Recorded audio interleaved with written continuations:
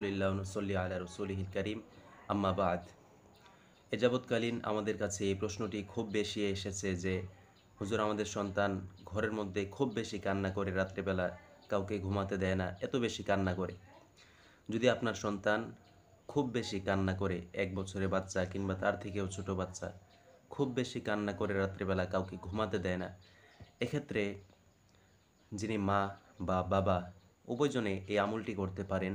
এই দুইটা আমল করে দেখতে পারেন, আশা করা যায় আপনার সন্তানের কান্না বন্ধ হবে।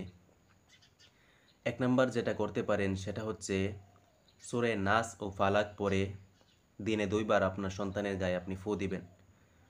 মাগরিব নামাজের পরে একবার, ফজর নামাজের পরে একবার।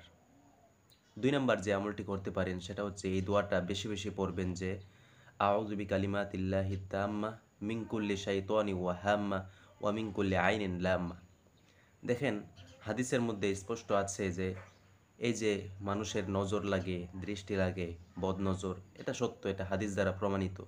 সেই জন্য এই আমলটা বেশি বেশি করবেন। আমি দোয়াটা স্ক্রিনে দিয়ে দিয়েছি, আপনারা এখান থেকে স্ক্রিনশট দিয়ে দোয়াটা শিখে নিতে পারেন। বাংলা উচ্চারণ চাইলে গুগলেও পেয়ে যাবেন, সেখান থেকে আপনারা শিখে নিতে পারেন, বা আমার ডেসক্রিপশনেও দেওয়া আছে, সেখান থেকে শিখে নিতে পারেন।